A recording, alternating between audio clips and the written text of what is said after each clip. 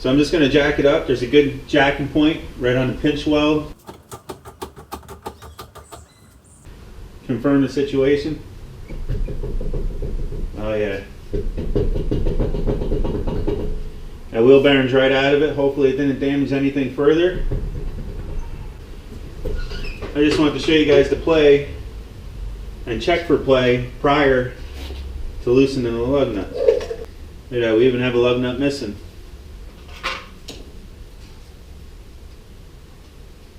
Let's see what's going on there in a little bit. Looks like a 13/16. Taking jacker back up.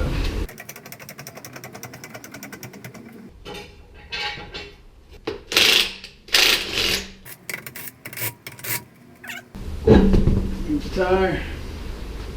Okay, to get in deeper, we got to remove the rotor. In order to do so, we got to remove the caliper and the caliper bracket. So instead of, I'm not putting new brake pads on it, therefore I don't have to remove the caliper from its bracket. So I could jump right to the main bracket retaining bolts, which look like they're 18mm, and there's one up top, one right there on the bottom. Okay, I was wrong, those are 19mm.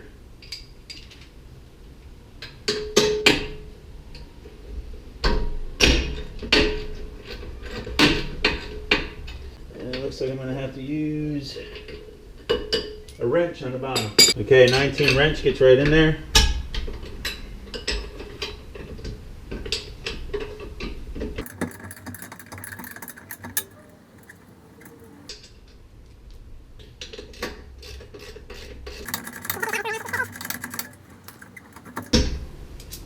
Okay, now we have both of the retaining bolts removed.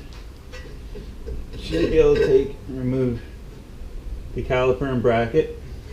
I'm going to take and set this up here because you don't want to have it hanging by the line. It's never good. Rotor came right off. Okay, next I got to take and remove this cotter pin because we're going to be removing the axle nut. In hindsight, I could have did this while the vehicle was still on the ground. That way I didn't have anything fighting me and the tire would hold the spindle from spinning while I break the axle nut loose. I use a pair of dikes, pair of cutting pliers. Okay, 32mm for the axle nut. I'll be using an impact gun since I already jacked it up off the ground.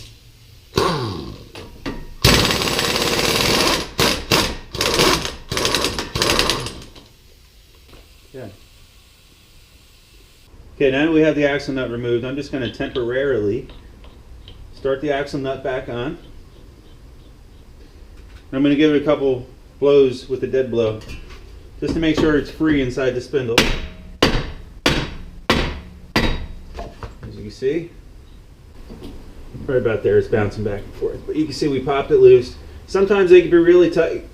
If so, you can put a puller on there, and actually, when you push the center of the puller in like a claw puller, it'll push that axle in for you. Okay, now that I have this axle pushed in as far as I can without removing the upper ball joint. Now sometimes the axle won't push in quite far enough to get a socket on the back retaining bolts. There's 4 retaining bolts, 2 on each side. In that case, what you would have to do is pop the upper ball joint. You would remove the cotter pin along with the retaining nut, separate the ball joint from the spindle. You would pull down on the whole spindle assembly and push the axle the rest of the way out and gain access to everything. I'm not sure how good you guys can see it. We got one here. Broke right loose.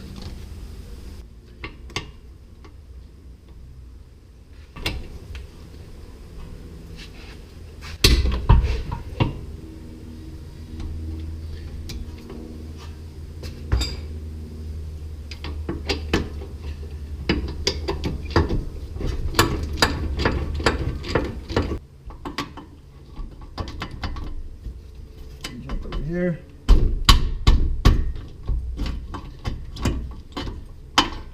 Got it right loose. Jump up to this top one. Got it right loose. Okay, I was able to get all 4 of them. Now that's using a cheating method. The right way to do it would be to remove and separate this upper ball joint. However, we're on a time pinch here, like usual. So whenever you can find an alternative, a quicker solution, and not cut corners, I'm all for it. Okay, now that we have all 4 retaining bolts removed, I should be able to remove this spindle. She's just rusted in there from being in there for a while. So we're just going to give her a couple good whacks, and hopefully she'll break loose for us. Try not to hit the brake shoes.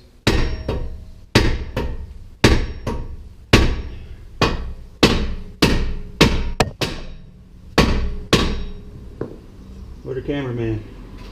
It's a recessed lip on the hub that goes into this spindle. So we got to get that out, and it's probably most likely rusted in there. So I take and go to the easiest bolts to access with an air hammer, and I install temporarily, I go in quite a bit, but temporarily reinstall 2 bolts. We're going to try it with just 1 to see if we get lucky. A lot of times we do. Once we break it loose, it usually comes right out. So we're going to start with this top one. It's pretty easy to get to. And we're going to start that bolt in. We're not going to make it tight, you know, we're going to leave an air gap. That way when it breaks loose, you know, it has a place to push. Try to push as square as possible. See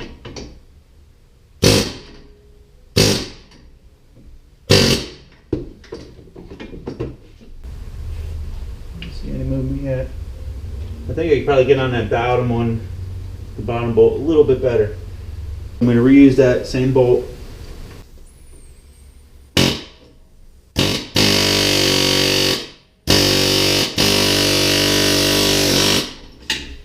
Okay. As you can see, that worked. Wear safety glasses, guys.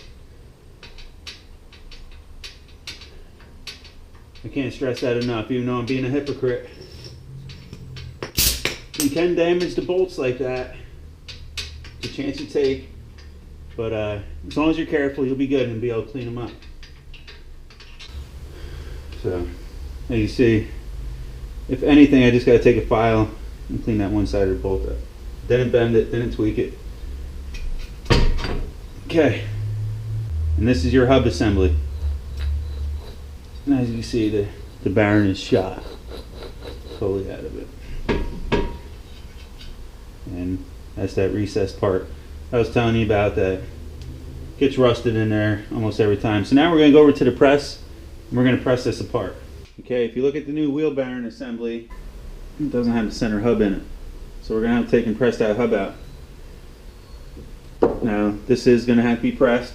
So whether or not you have a press or you have to take this somewhere to get it pressed, it'll still save you a ton of money doing the rest of the labor yourself if you have the other tools that I'm showing.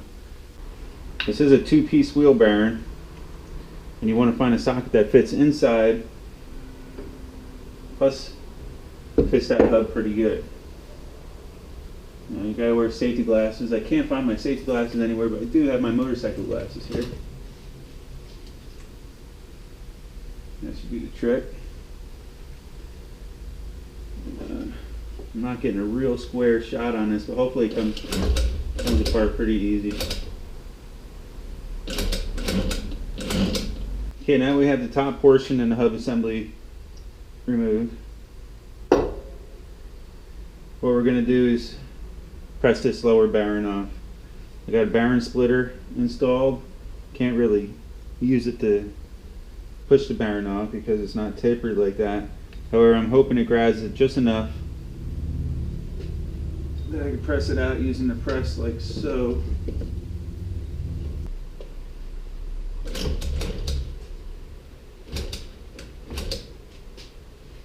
And you gotta be really careful here, guys, too, because we're pressing against the outer race, which you really shouldn't. And the little bearings could go flying, just like they're gonna. But once I get that outer race broke off, just like so.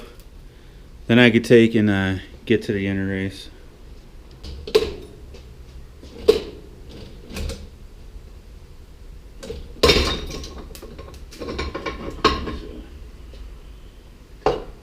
Now you get to that inner race, and I could cut it off with a cutoff wheel if I have to, or whatnot.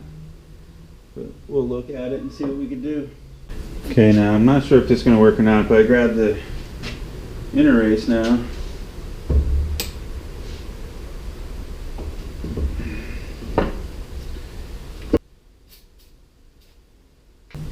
I don't have much room here, how I got this set up. I'm going to see if it starts moving. If it starts moving, I'll block it up a little bit higher. Okay, she's moving. So, show you what I mean. She's starting to separate. My blocks are a little too small. Yeah, find a way to block up my blocks.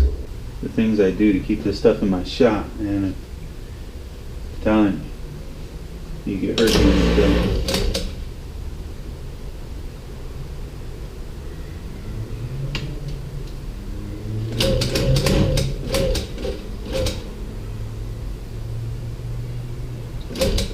I usually want to press with a rig like this.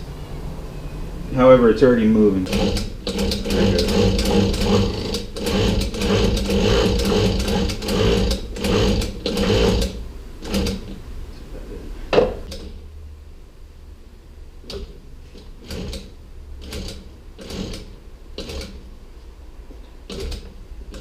Stand back just in case.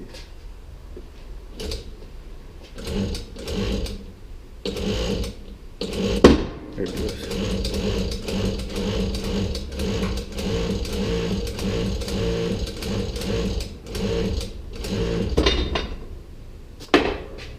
Got it.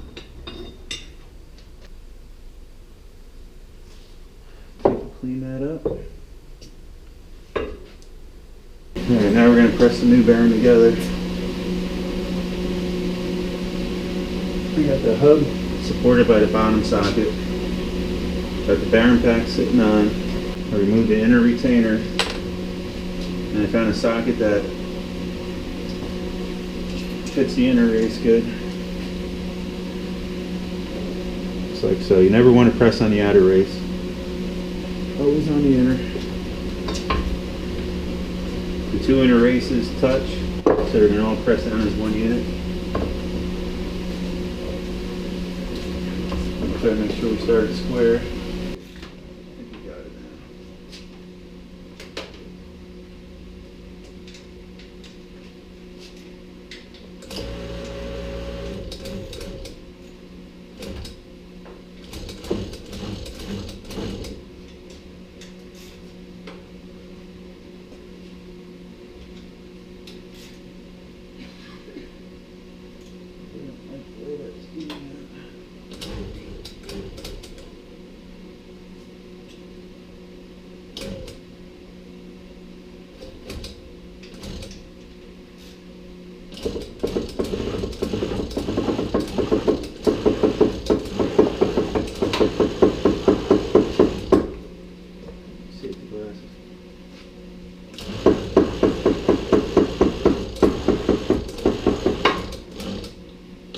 You can tell once it bottoms out because the press stops.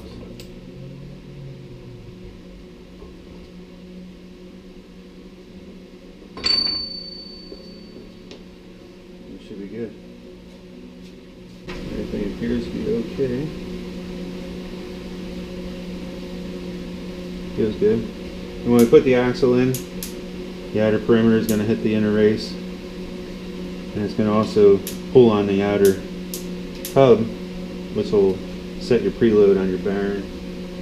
I took and cleaned up this inner perimeter with a piece of sandpaper, so it should go together fairly easy. The bolts will pull it in, but it's recessed and it's almost a press fit.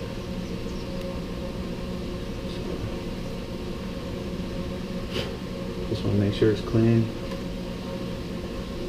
any rust particles or anything that gets stuck behind that ledge, it'll actually make it crooked, and then it'll have premature failure. So you gotta make sure that back ledge is spotless. It's the same reason why you don't want to put grease in there. You want to put it in dry.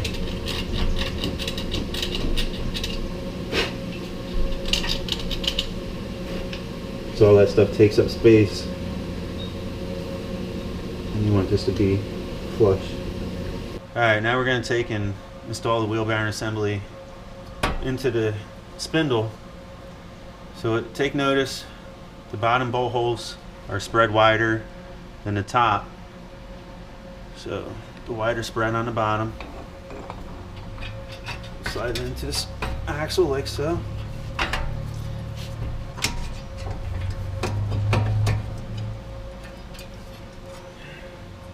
I'll take a bolt going from behind.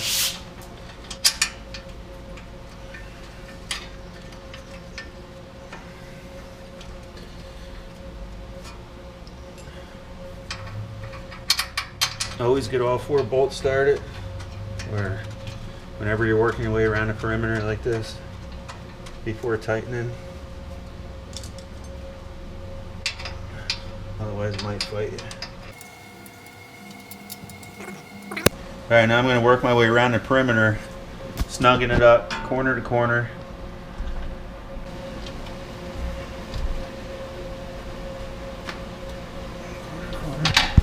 Then we'll look up the torque spec.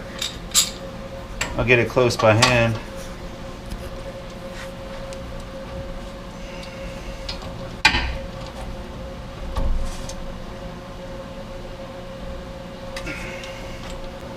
Alright, go over all the retainers and torque in the spec, 64 foot-pounds. Now we're going to take and reinstall the axle nut. This gets torqued to 177 foot-pounds. That's pretty tight, so I'm going to take and run it down with my impact gun, and then we'll torque it.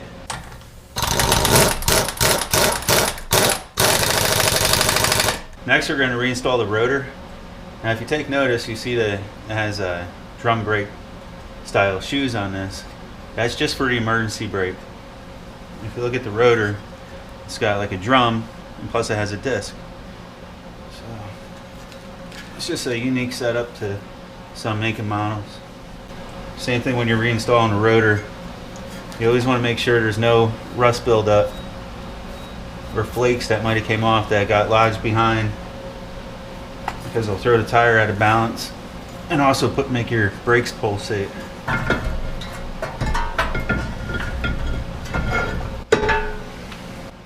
Alright, now we'll get the 2 bolts ready for the caliper bracket. Get them close by. We're going to reinstall the caliper along with the bracket as one assembly.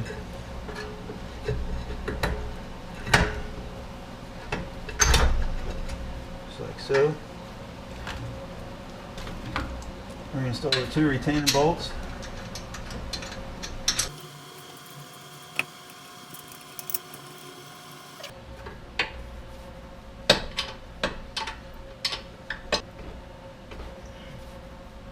Okay, I have the 2 retaining bolts for the caliper bracket. Tighten and torque the spec. Now we're going to take and reinstall the tire. I'll lower it down on the ground. Then we'll torque the axle nut to spec.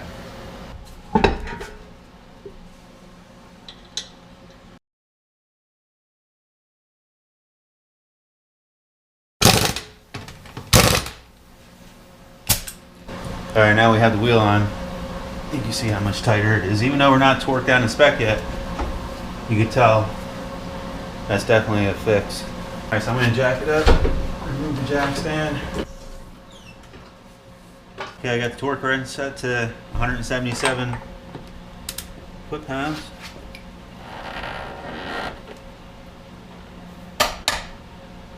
I'm going to take and reinstall the cotter pin.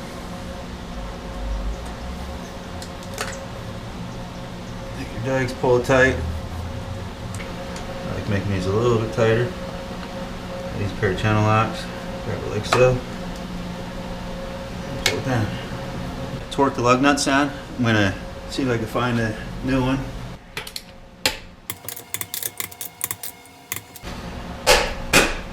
All right, let's take it for a ride.